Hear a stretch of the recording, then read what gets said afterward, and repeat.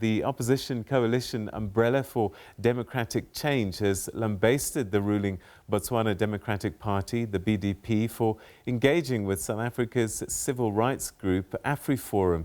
SAFTA reports that Botswana's prosecutorial body has engaged Advocate Gerrie Nel to assist in investigating and pursuing South African businesswoman Bridget Motsepe. The UDC says that it views AfriForum as a white supremacist body that focuses entirely on the interests of right-wing Afrikaners. Moeti Mohwasa is the spokesperson for the opposition coalition in Botswana, and he joins us now on the line. Thanks so much indeed for joining us, and welcome to the program. So was it a shock for you that the Botswana authorities approached AfriForum and Gerrie Nel's private prosecutions team? Well, it was surprising but not shocking because of the history of Botswana Democratic Party. But look, we had thought that we had made some progress as a country and there has been some changes. But we are shocked that they decided to embrace AfriForum, which to us is a white supremacist organization. What we should also appreciate is that, you know, this organization is not going to come cheap or for free to render its services. What it means is that the government of Botswana will be paying money to AfriForum, which sole mandate, we believe, is to promote the interest of Afrikaners, conservative Afrikaners within South Africa. What other line or route could the authorities have taken if they wanted to pursue this matter? Well, we do not believe that AfriForum is the only organization that could have assisted Botswana government in its battle to uncover information regarding this matter. But what is interesting and surprising is that the Bank of Botswana issued a statement recently indicating, because obviously in a case like this one, we will expect Bank of Botswana to be the complainant, indicating that there is no such money missing from its coffers. It's common knowledge that the UDC is opposed to corruption, and we have fought so hard against the corruption. But then we will not support any move or any effort, anything that is made to support an organization like AfriForum. It's not like AfriForum is doing anything that other organizations or other bodies within South Africa cannot offer. Have the authorities explained why they've gone this route? Well, in a way, they have, but it's clumsy and it's very flimsy, the excuse that they came up with. What did they say?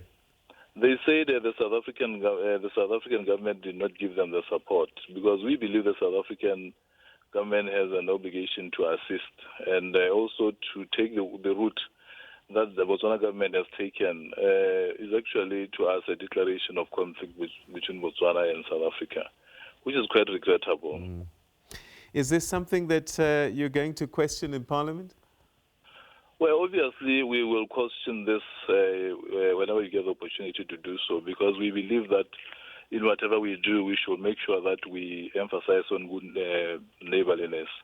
And we do not believe that the approach that we have taken will assist us in that regard as a country.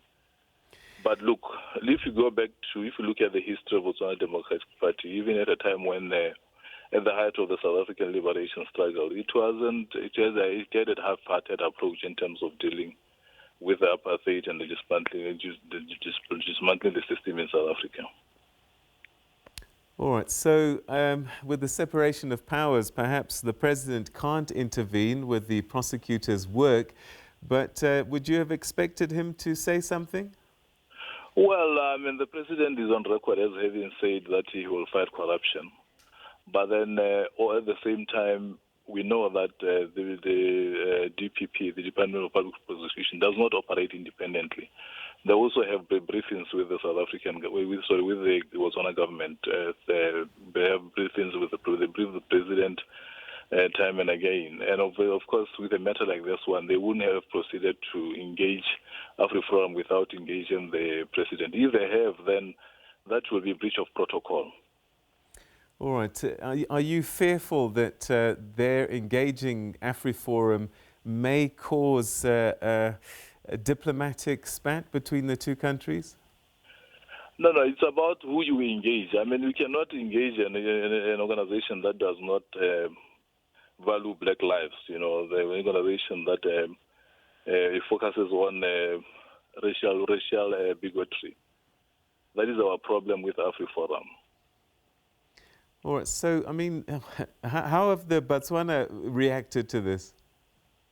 Well, you see, the thing is, look, in this country, ever since 1966, this country has been rocked with corruption up to now, and everybody will be supportive of any effort that goes towards fighting corruption. Even us as the UDC, we support any effort that is made towards fighting corruption. But then it's not just blanket support.